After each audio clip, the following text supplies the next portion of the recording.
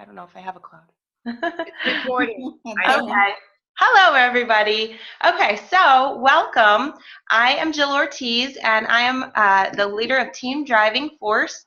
And tonight we are fortunate enough to have Isabelle Daikeler join us for a wonderful call. Isabelle is the co-creator of Shakeology Boost, our 3-day refresh, our ultimate reset, and has a long And the career. boost. Everybody forgets the Yep, boost. I said the Shakeology Boost Oh, and you Daily did. Sunshine. Yes, Daily Sunshine, and also has had a long career with supplements. And so we're very fortunate to have her. The reason why we wanted this call was because we do have a 5-day vegan group that was inspired by Isabelle's Ultimate Reset. That was inspired by my journey through it.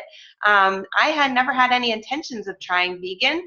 And I think, like many of the people who have joined our small group, were afraid that they could not give up meat for even a day. And so when I had another coach 2 years ago tell me, you would be perfect with the Ultimate Reset because you're so hardcore and you're a rule follower and you would follow this program and you would see amazing results. And so she gave me her kit because I was like, no, that's too expensive. She What a gave me nice the thing. kit. And I said, okay, fine. And I loved it. I lost 7 pounds in the 21 days and my body just shrunk. It was amazing. I never thought I used this word before, but I felt the vitality. I felt so alive, so light and airy, and it was so refreshing. And there was certain foods that I did not introduce back into my diet. There's certain foods that I cut out a little bit, and now I know much more about my body. And so I said to myself, how can I help people see what this is like without that fear of committing to such a big program for 21 days? And so I took bits and pieces of it and kept the structure, the integrity of the structure, and took my favorite recipes and created this small group where we could share the experience and get a taste of it. And from there, in this past group, we had so much success. The average weight loss in 5 days was about 4 pounds. And everybody was raving and said, how do I get more of these recipes? I said, well, we actually have a much longer version, 3-week version. And so people had some questions though. So I emailed my questions along to Isabelle, and so she's going to tell us a little bit about her story, which I was very fortunate. I heard this for the first time last year in Punta Cana when Isabelle and Carl, her husband, who's also the CEO of our company, they were speaking, and she told her story of getting sick and nursing herself back to health when the doctors couldn't really figure out what was going on. And I found it very inspiring and wanted to have her share some of that with you and answer our questions. So I'm going to turn it over to Isabelle. Hi. I just want to start and add something here that I think is important for whomever will listen to this, is that I am not a person who claims that being a vegetarian or a vegan is the only way to be.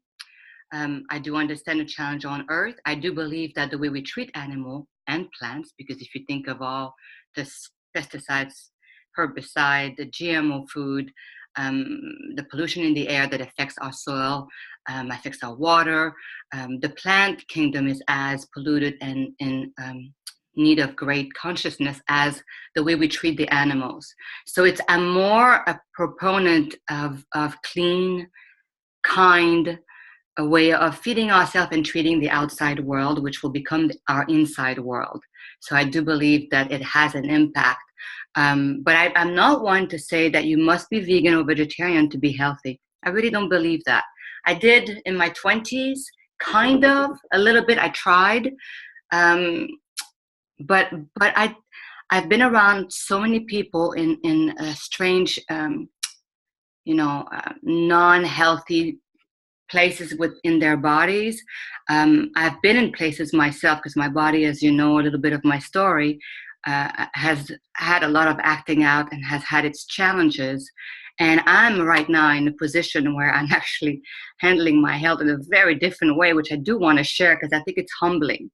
And so I believe in clean, I believe in kind, in kindness, I believe in, non-polluted on all levels, meaning I believe that it's very harmful to our own health to treat the animals the way we do, and we actually don't even get as many benefits from their meat because of the way it's treated. So I believe in that 100%, the same way that I believe in organic non-GMO food 100%. But I don't believe that you have to be vegan to be healthy at all. And I think that part of why a lot of people that dabble in being vegan lose a lot of weight, partly, is because a lot of stuff that they eat that's terrible for them goes out the window.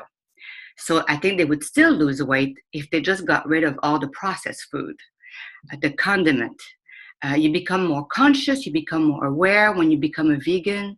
You start reading the label more, you're more aware of what you put in your body, and therefore you make very drastic changes beside eliminating dairy and meat. So to me, it's it's never a black and white thing. And so when I was promoting the Ultimate Reset, that was an important part of my story. I'm concerned about you getting to know yourself and seeing through experiencing all the different ways of feeding your body that could be enhancing for your well-being. That means that if you're stuck in your meat, dairy, bacon, whatever the deal is, even keto, macrobiotic, all that stuff, right? If you're stuck, you're not open to things that may be very helpful for you to be healthy, but because it doesn't fit a philosophy of thinking, much more than an experience of what your body truly needs, you might lose on being actually vital, as you say. Now, I do believe that when people do the Ultimate Reset, or when they do your program, your little 5 days, which I thought was fantastic, that's why I reach out to you, I do believe that you're expanding their views. You're allowing them to feel what it feels like to be vegan, even for 5 days, because they're adding some healthy fats, tons of fiber through vegetable and phytonutrients, prebiotic through that fiber, investigating different grains, different nuts and seeds and legumes, things that they won't even bother if they are stuck in their tunnel view of how they eat.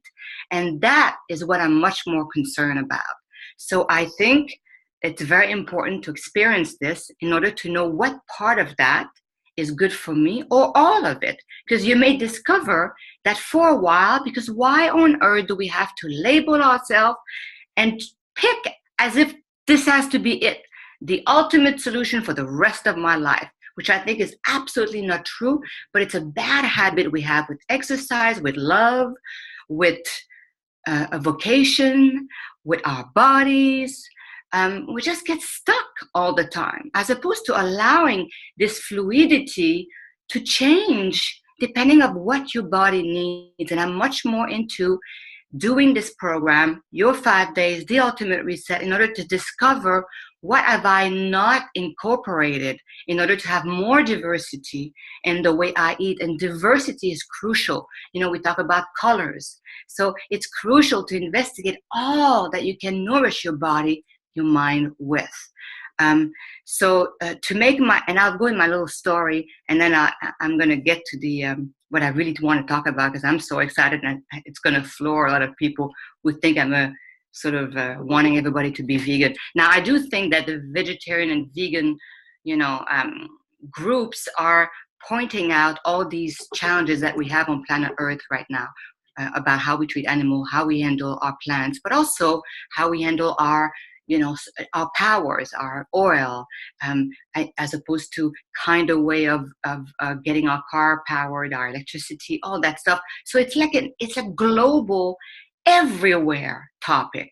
And the fact that they put the spotlight on what they put the spotlight on is a wonderful thing. I think we need to do it if we're going to survive on this planet. So, you know what I mean? It's not just, it's so much bigger than you must be vegan in order to be healthy. I've also, because I've been in a one-on-one consultation and I collaborate with doctors all the time, I also know, and I've experienced that myself, that sometimes there's pathways and there's things that your body just won't process, meaning that avocados might be fantastic, but you may discover that your body cannot process and extract and utilize what the good of the avocado.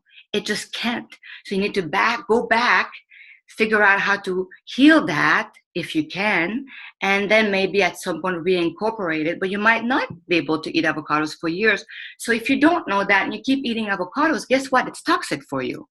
And there's a lot of that going on too. So if you know a lot but you don't know enough, sometimes you're toxic in your desire to help, but not really appreciating the individuality of each person. This is why I'm a big proponent of blood tests, of getting your biochemistry done, to understand what is up with me, not what the new bestseller tells me, what is up with me, and what part of what do I need to pick on in order to discover what's good for me for now. Because you may change. I had a baby, I changed. I'm postmenopausal now, I changed.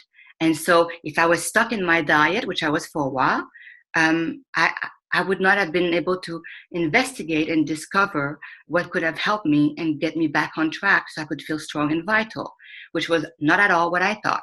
So I love this openness and not being stuck in any kind of habit and philosophy.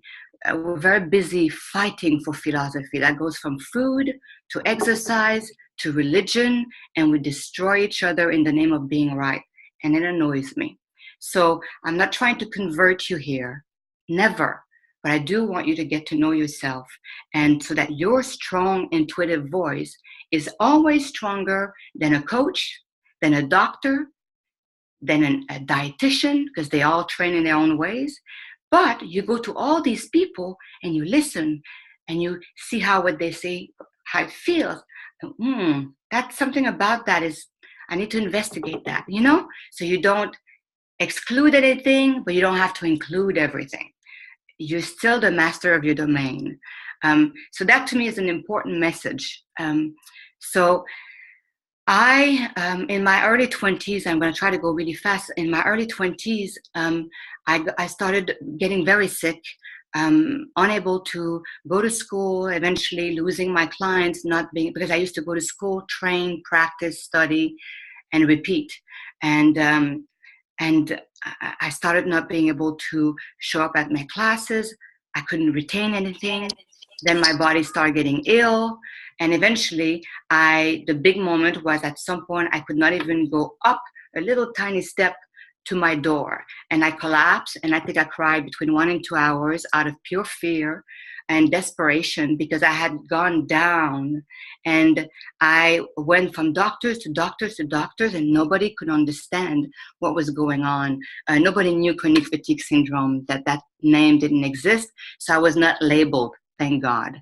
But I was a mess. I had to borrow hundreds of thousands of dollars in order to pay my bills, and then start going into naturopathic doctors, homeopathic doctors, acupuncturists, herbalists. I drove to Koreatown and Chinatown and started listening to kind souls who were willing to give me their time for free to explain certain things about my body. And of course, the things I learned was the health of my microbiome, my biome, I think in English, microbiome, your gut, the health of your gut, basically, which is very hip right now, which is great. So I learned about that way back then. Phytonutrients, antioxidants, fiber, healthy fats, probiotic, prebiotic, adaptogen mushrooms and herbs, all the things that you now see in the Shakeology. So the shake is not a product of my imagination or Darren's imagination. The shake came from a real experience with these elements of planet Earth that truly saved me, healed me, and I started to understand my body through it. Then I went and did tons of seminars and studies, and I just got into it. And then the protocol of making a shake for my clients became alive in those days. So I realized that most people did not want to eat these very weird tasting, looking roots, bark, herbs, because my place stank, and I even stank because I was drinking so much of it. I didn't have the money to buy the fancy potion, so I had to make my own. Some of it was sticky, liquidy, like maple syrup. My place was brown. The whole ceiling was brown from cooking all that stuff, and nobody wanted to ingest these things. I was in such a desperate state. I would have eaten poop if you told me that it would heal me. And so I started trying to figure out ways to camouflage it and to give on an individual basis what I felt could help them. It did. And then I did group, and then it went on from there all the way to when I met Carl, when I moved in and I was doing all my shakes. He asked me to come up with a formula of a shake for the company. And I don't know if you want to hear that story, but it was something that I refused twice because I had been working for bigger companies after I started working with individual groups. Then companies asked me to formulate certain things for them. And they always messed it up when the profit came in. They tried to find a way to cheapen it and make more money on it. And that's when I would walk. So I was very scared because here I married a CEO, which I thought I would never do. So here I am with this CEO that I absolutely adore and love, and I can't walk. Yeah, I'm going to have to be mad out of my mind if he decides to compromise the shake. And so it was a big talk, important talk. And I always say he kept his promise. He's amazing. This is why I'm very passionate when people complain about the price, to explain that the quality, the potency, the bioavailability of that shake does not come cheap. If somebody can do it cheap, all power to them. We haven't figured that out. So that's the story of the shake. So none of it is just a theory and story. It came from a real experience that was very dramatic, very difficult for me, and these plants truly healed me. Now, to get to my point here is I never liked meats. I was raised with meat eaters, coffee drinkers, wine and beer, Italian. And all that was daily breakfast, lunch, dinner. I hated it. I ate it as much as I could. I gave it to my dog. I was very quiet about it. But as soon as I moved to Paris around 16 years old, naturally, without even thinking about it, I just dropped meat. And dairy, after going nuts with cheese and chocolate over there, I realized it actually was not doing very well with it. So I dropped that as well. So now, once again, that had nothing to do with the philosophy. It was actually the opposite. In Canada and in Paris, being vegan, not having cheese and wine and all these things is not looked upon as glorious. You're weird. And it wasn't hip at all. I was the weirdo of the gang. But I did it purely because I enjoyed eating that way and I felt better. So once again, that choice was not a philosophy. It was purely to take care of myself to what felt right to me. So cut to, I've been a vegetarian my whole life for 30-something years, was vegan for decades into that, did my probiotic, did a million fast, did the water only for a week, did a coconut water only for a month, did all sorts of colonics. I did it all, detox. And I'm watching all that stuff sort of revolve like lipstick color. It just comes and goes. It's hip, it's not hip. The keto is in, the fasting, intermittent fasting is in. I'm not saying anything is bad, but nothing has been new for a while. It just sort of recycles itself and we get more sophisticated about it. We know more about it, that kind of stuff. But I've been a vegetarian my whole life purely because that's the way I enjoy eating.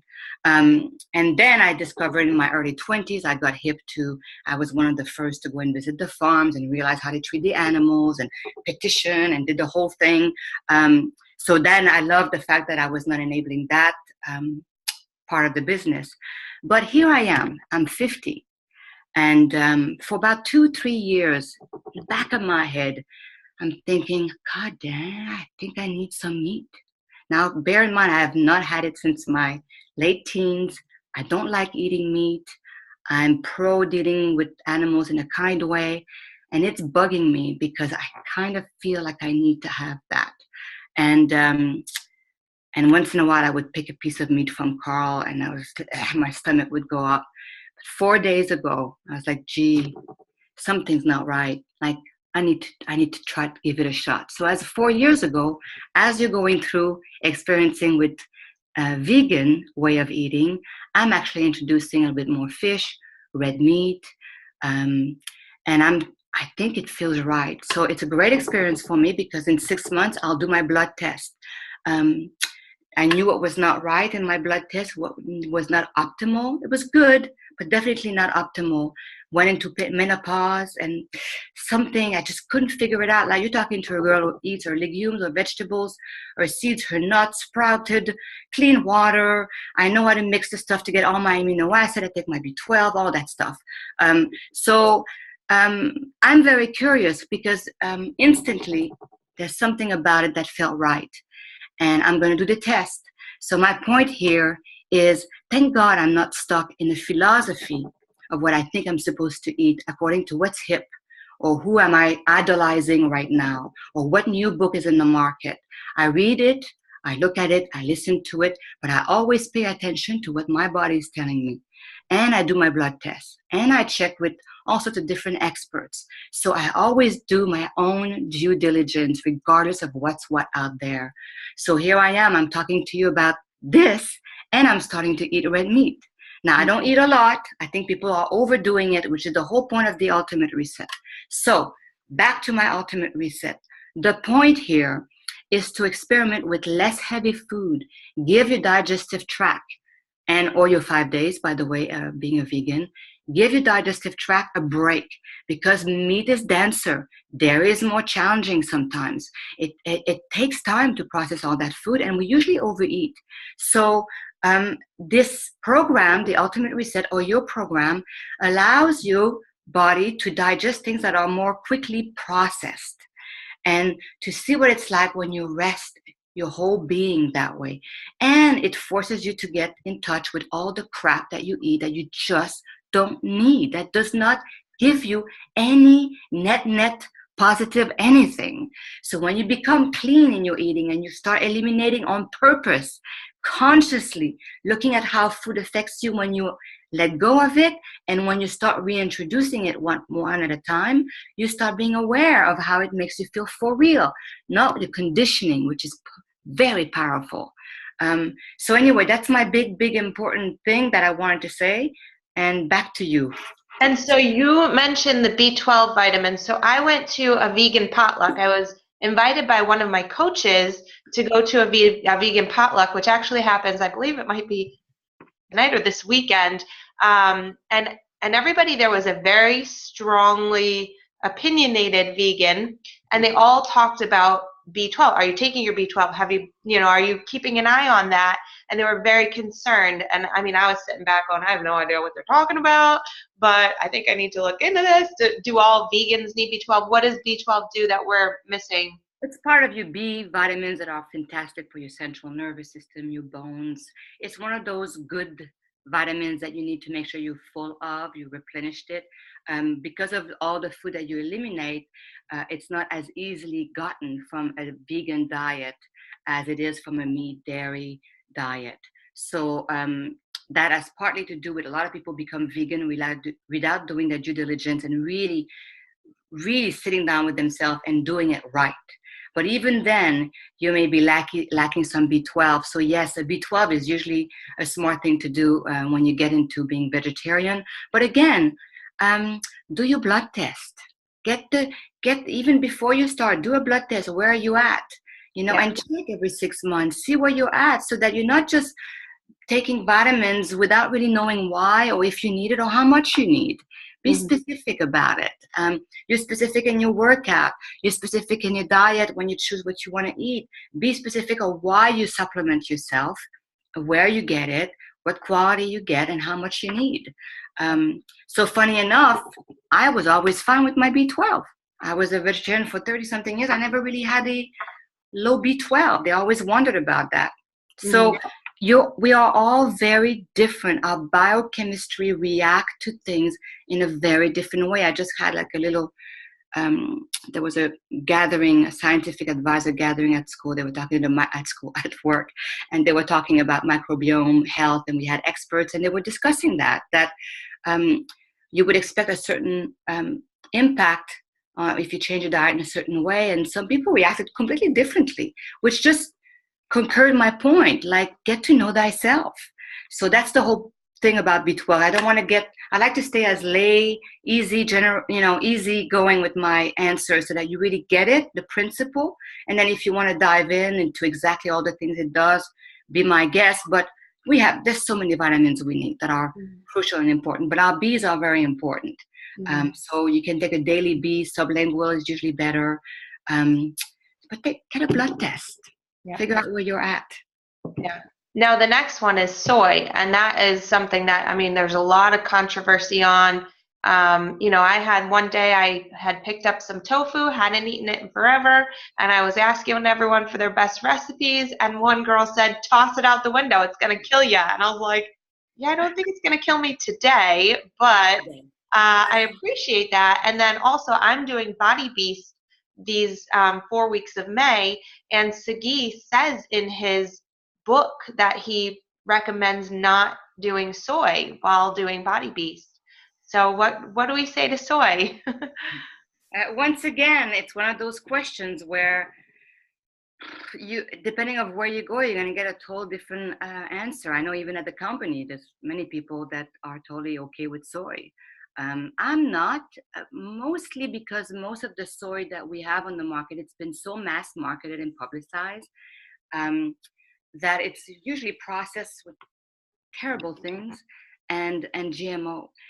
The way they used to eat soy was fermented, naturally fermented, and they would have just a little bit with their veggie and their seaweeds and their fish. So once again, Americans, we do things in excess often. So soy was not processed, it was fermented, and it was a small portion. Now we have soy burger, and most of it is not that healthy because it is highly processed. The fermentation process has not had time to happen, and it's GMO. So for that reason, I wouldn't go for it. But a little bit of tempeh, which is fermented soybeans, could be very good and is very high in protein, and fermented food, which is very good for your gut, your microbiome. So you might want to read. Once again, I don't want to say no, take it, no, don't take it. This is just my take on it. And there's phytoestrogen in it, and there's this whole debate. But again, it depends what the form is, how much you eat. But read it. Really just go and Google and search and understand what that it's all about and make your own decision. I also don't enjoy eating, even way back in the days when I didn't know much about it. I don't really enjoy it that much. I'd rather have, the fermented soybean or different kind of food that are giving me protein and all sorts of good stuff. I enjoyed it better. So back in the days, I didn't have it simply because I like to feel sensation wise when I eat. I like to enjoy the taste and the feel, the mouth feel, and the smell and the color. I'm big on that. I really look at my food and I like enjoying it. It satiates me a great deal. Soy, especially the way it's processed in America, never appealed to me that way. So that's my take on it, but it's just my take on it. So go the edamame in the Ultimate Reset, the edamame is fine. The miso paste is fine. Miso paste, miso soup, but you want to make sure the edamame are non-GMO. Non-GMO. Right? Make sure the source. Again, that's the challenge nowadays. It's not as simple as just getting it. It's making sure it's not destroyed in the making. But yes, if it's non-GMO, it's wonderful for your microbiome and very soothing to your system. Okay, good.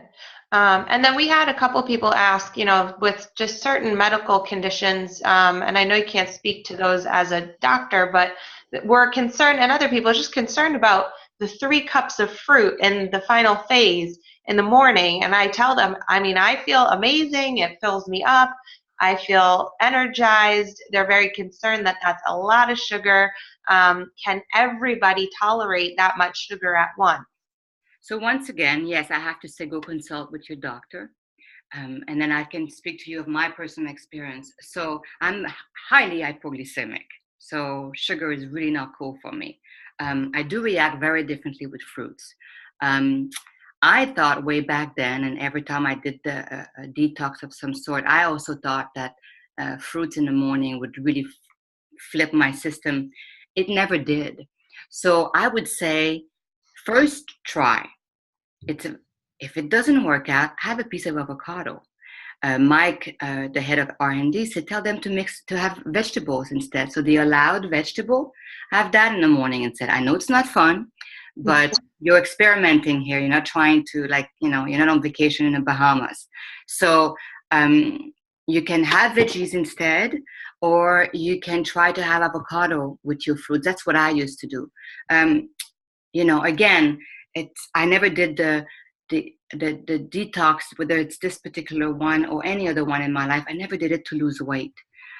It was always for my health and my well-being. So the avocados will add some fat and some calories, but yet again, you're letting go of so much stuff that's empty calories that I think in the net place, you're still going to lose weight.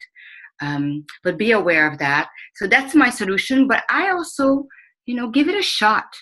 I've had many people who thought they could not, and they did just fine because there's a rebalancing of your system and a calming aspect that happens internally to your own body. When you start on this program, something happens. And the things you thought your body was not going to do well with, often it doesn't happen. I mean, thousands of people have done it thinking that this would be not good, your body would not like that. And a lot of them did just fine, except missing their bad food for a while, or missing their coffee, or having a hard time not to do their workouts. Oh my God, talk about an addiction. I can be the crowd. It's like telling them not to work out for 3 weeks. They'd rather eat sand for a month than not train, But I tell them that when I used to do track and field work, I would give my athletes, and it's not just me, it's a regular protocol where you put them on a 2-3 weeks off of exercise, and then they come back better, stronger, and get better gain because the body gets exhausted, and it definitely needs long beats of rest. So it's a fantastic thing. If you did the ultimate reset in between your hardcore workouts, you would see that when you come back stronger and better.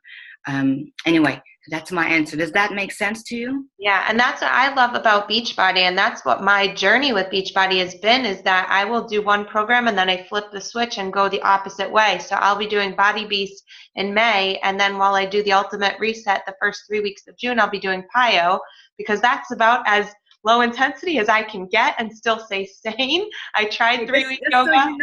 Just so you know, if one day you end up doing it without, because Pyo is still very intense, you would see that all the energy that you spend doing Pyo, it's energy not utilized by your body to get an incredible amount of internal work done. The work that happens during the Ultimate Reset is intense. People don't realize it because they're not sweating, they don't feel beat up. But a lot of unbelievable deep work is happening, and the less you use that energy to keep up your Pyo, the less your results will be as potent as you can have them. And also, I'm an experiential person. What do you have to lose to see what would happen if you actually did it that way, and then go back to your workout to see what would happen to your body? You've never tried that, so don't kick it, just try it or something like that, some expression. But nobody would go in a P90X program, let's say, without and say, well, Tony, I know it's good and stuff, but I'm going to do those two, but I'll take a day off there and I'll kind of eat like that because, that's the best I can do. Nobody does that. They don't bargain with Tony. They go, they do the P90X, and they know what the deal is. It's the same thing with the Ultimate Reset. An Ultimate Reset, don't bargain with Isabelle and Darren. We know what we did there, and just do it as it's written to get the best benefit you could get for your overall well-being as well. Talking about a lifetime. I agree. We are so good at beating ourselves up. We are so good at judging our our progress through inches on our waist, and if you look hot and sexy, if you butt, blah, blah, blah. It's fantastic. I love it. But you need to understand that what's happening internally sometimes is not matching with the outside. So the Ultimate Reset is to help you put as much love and dedication to the internal body, which eventually would bite you in that tight ass if you don't pay attention. 30, 40, 50, 60 goes fast. that internal body of you, those organs, the central nervous system, the circulatory system, your heart, all that stuff works 24/7. We're not cuddling it very well. So it's an internal affair, an external affair. We need to take care of both. You're right. Trust the process. You don't know how many people in Autumn's 80-day obsession came in and said, I can't eat before my workout in the morning. Like, forget that. I'll do the rest of the program, but I won't do that. She said, that's part of the program. You're not doing my program if you don't do it. Exactly. And when I hear this stuff like you, that's why I'm giving you a hard time right now. I'm like, I hear you. You know what? The ultimate reset scares people a lot more than 80-day obsession.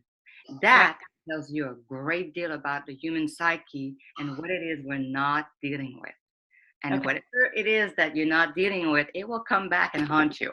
All right. Mandy's going to remind me, you're not working out these 3 weeks. No, you can do yoga. You can do nice, long walks. There's so much you can do. You can swim leisurely, stretching classes. And all that stuff will really help your body really be better by the time you hit your workouts. Ladies, do you have any questions? Do you want to unmute yourselves and ask something else? I didn't bring my questions with me, but I thought there were more questions. I think that was all of ours. I had asked about the soy. Another one that was asked was, we have a lot of mothers. Is that your dog? Yeah, my dogs are going at it. That's great. So we have a lot of mothers that end up cooking for their families, and they were worried about the ultimate reset. Would they be cooking one thing for themselves, one thing for their husbands, another for their kids? How do they manage and introduce these new foods without wasting them all when their kids look at them and go, you want me to eat that sushi wrap that you just pretended you knew how to make? Well, that's a loaded question. And again, I'm not very good at one question fits all. Again, you wouldn't bargain with any of the program on Beachbody. You do cook the food, you do everything. They eat more of stuff they didn't want to eat. It's the same here. Are you dedicated? Do you really want to see what that could do for you and your family or not? Do I understand how intense it is? Yes, I do. If you remember, nobody in my family eats the way I do. But you can prepare the same way you do with Autumn. You can prepare. You can look at your menu and you can prepare things for 3 days and put them in your container, in your fridge. At the end of the day, eating the ultimate reset way of eating is a lot easier to prep and to cook. It's very simple. It's veggies, legumes, you boil it, you saute it, you steam it, and you can make a bunch for 2-3 days if you can't. And you can still cook your meat on one pan for them. Again, it's like, who am I talking to? What do they eat like? What kind of food do you cook for them? But your cook will be the least difficult to cook and to prepare. It won't take a long time. We do give you a whole way of dealing with that in a pamphlet. It does deal with these challenges. Now, you have to care about yourself enough to not care about certain things, to put the extra effort, to dare introduce some food to your kids. Now, I cannot tell you how many hundreds and thousands of families have come back to us saying, oh my God, my boy loved that, and that. There's 3 more soups now that my family absolutely adores. We are now hooked on this. I didn't know quinoa was so good. Like, on and on it goes, where the food in this little ultimate reset is delicious. And Carl eats it, has no problem with it. So you'll discover that your family actually will really enjoy a lot of stuff. So why would you be ashamed? Why would you deny that opportunity to discover foods at an age that's, more able to expand their palates? They may discover a whole bunch of stuff at 8, 9, 10 that you're discovering at 30, 40, 50, 60. So don't be afraid of the ultimate reset. It's not something to be ashamed of. And the same way that you would push your kids to do an exercise program of some sort, whatever that is, or just going outside and playing, introducing them to healthy food, to a different variety kind of food that are very beneficial to your family's well-being. This is not something to treat lightly as if it's not important. You're trying to make it the least inconvenient for them. Like, be strong here. Yeah. Like, empower yourself and have them help you. You know, they want to. Again, I don't know what you're cooking. I'm talking to whom? I don't know. Mhm. But there's a system to be had. We have a system in the booklet. It's very doable. Thousands of people have done it. Read it. Very often people go on the Ultimate Reset. They don't read the pamphlet from beginning to end, which we really advise. We shaped it. We designed it in a more friendly manner. So it's done in a way that's much more user friendly. So take advantage of it. It's a system like any other system on Beachbody. You just have to stick to it, and you'll see that it's not as difficult as your mind wants to make it, because it's afraid of a new experience. That's very, very different than punishing yourself to death in many different ways. So actually taking care of yourself in a kind way, taking the time, is something that we don't do quite as easily, mothers especially. So your husband maybe can help you out, or maybe your kids can help you out. But it's definitely the way that that program makes you eat. The cooking is less intense than a lasagna, Yeah. you know? I agree. I agree. I run a 5-day picky eater stressed out moms group too. And I tell everyone, you gotta be strong, and you might go and cry after dinner because your kids were fighting you, but you have to be strong in opening their palates. That's your job. Your job is not to give them chicken nuggets night after night after night and never introduce them and push them to try new things, whether it's putting it on the plate and being okay if they don't eat it the first time, but trying over and over again without, that fear of they're not going to like it. You can't tell them they're not going to like it, and you can't decide that for them. And So also, sit down with your family. We don't do that either. Sit down with your family and say, you know what? Express your feelings. You know what? I so need to do this. I know I need to do this. Honey, I take care of you 24/7, year after year after year. This is something that really matters to me. I need your support. I need you to help me out. I'll ask you, I'll put it on your plate. You can try it. I'm not going to make you eat it, but I'd love you to try it. But at least don't make it hard for me to do it for myself. Mama needs it. I really do. Can you help me? Can you love me enough to help me support me doing this? Like, these are important talks that we never have with each other. So maybe it will put you in a place where you need to do this, that you will finally, as a mother, ask for support and reciprocity. reciprocity. Thank you. Because you do give and take care and cook for everyone. Ask for it back, receive it, and make it clear that you need it. You're not scared to tell them you need to have your 30 or 45 or 80 day of obsessive workout. Yeah, you ask for that. You don't have a problem to beat yourself up like that. But then you ask food, oh my God, oh my God. Like, what is that about? That alone is something to write on a piece of paper and discover what about this is so darn frightening to me. Yeah. I have at least 3 moms today who needed to hear that from you right now. I can't wait to shoot this call off to them. They needed to hear it. They were so afraid that telling their husbands, no, you can't have pizza tonight, or stop putting it in. You can call and have a pizza deliver, or buy an already made dough and add some tomatoes and stuff on it and eat it. Yeah. He's a big boy. He can, if he really wants his pizza, he can pay and have it delivered or make it. He might enjoy the process. Come on. It's like, oh my God, us mothers, we're something. Did anybody have a question that they wanted to ask Isabelle before we hop off? I think we have just a minute left. No? And also, make sure that they understand, and perhaps you understand, this is not a life thing. This is 3 weeks of investigation. Doesn't mean you'll become a vegan. It just means you're checking out what else could really, really help you be a better mother, a stronger, better, a happier mother. Yes, agreed. Thank you so much, Isabelle. We appreciate your time and your passion for this. And I think we all have a lot to think about in terms of trying new things. I will be starting the Ultimate Reset on May 28th. And I'm very excited, and I will be toning down the workouts. Please give Maybe it a I'll shot. wait for 3 weeks to start my PIO. You can do your PIO anytime. This is 3 weeks of your life. Oh my God.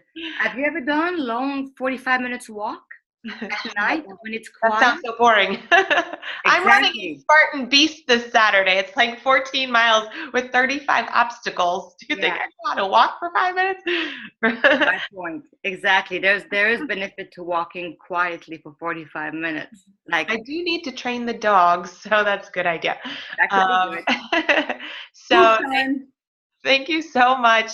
And so if anybody wants to join me for the Ultimate Reset, everything is always better when we do it together. If you are wary of the 3 weeks or financially aren't ready for it, then starting with the 5 days just to check it out and try something new is definitely a good stepping stone. So thank you again, Isabelle. Thank you, Thank you guys. everybody, and have a great night. Have a good night.